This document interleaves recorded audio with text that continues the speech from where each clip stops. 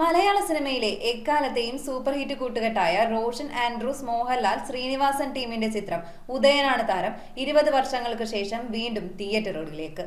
4K ദൃശ്യമികവോടെ റിലീസിന് ഒരുങ്ങുന്ന ചിത്രം ജനുവരി അവസാനത്തോടെ തിയേറ്ററുകളിലെത്തും. മലയാള സിനിമയിലെ എക്കാലത്തെയും വലിയ ഹിറ്റുകളിലൊന്നായ റോഷൻ ആൻഡ്രൂസ്, മോഹൻലാൽ, ശ്രീനിവാസൻ കൂട്ടുകെട്ടിലിറങ്ങിയ ഉദയനാണ് താരം 20 വർഷങ്ങൾക്ക് ശേഷം പുത്തൻ സാങ്കേതിക മികവോടെ തിയേറ്ററുകളിലേക്ക് തിരിച്ചെത്തുന്നു. ജനുവരി അവസാനത്തോടെ ചിത്രം 4K ദൃശ്യമികവോടെ റിലീസ് ചെയ്യുമെന്നാണ് നിർമ്മാതാക്കൾ അറിയിച്ചത്. മലയാള ചലച്ചിത്ര ലോകത്തെ ഹാസ്യാത്മകമായി അവതരിപ്പിച്ച ഈ ചിത്രം വീണ്ടും റിലീസിനൊരുങ്ങുമ്പോൾ ആരാധകർക്ക് വലിയ ആവേശത്തിലാണ്. സിനിമയ്ക്കുള്ളിലെ സിനിമയുടെ കഥ പറഞ്ഞ ഈ എന്റർടൈനർ മോഹൻലാൽ അവതരിപ്പിച്ച ഉദയഭാനുവും ശ്രീനിവാസൻ പകർന്നാടിയ സരോജ് കുമാർ എന്ന രാജപ്പനും ഒപ്പം ജഗതി ശ്രീകുമാർ തകർത്തഭിനയിച്ച പച്ചാളം ബാസിയും വീണ്ടും വലിയ സ്ക്രീനിൽ എത്താനൊരുങ്ങുകയാണ്. ശ്രീനിവാസനാണ് ചിത്രത്തിന്റെ കഥയും തിരക്കഥയും ഒരുക്കിയത്. മീനയായിരുന്നു നായിക. കൂടാതെ മുകേഷ്, സലീം കുമാർ, ഇന്ദ്രൻസ്, ഭാവന തുടങ്ങിയ വലിയൊരു താരനിര ചിത്രത്തിൽ അണിനിരന്നിരുന്നു. കാൾട്ടൺ ഫിലിംസിന്റെ ബാനറിൽ സി കരുണാകരനാണ് ചിത്രം നിർമ്മിച്ചത്. ചിത്രത്തിന്റെ റിലീസ് വിതരണം ന്യൂ സൂര്യ ഫിലിംസ് ആണ് കൈകാര്യം ചെയ്യുന്നത്. സരോജ് കുമാറും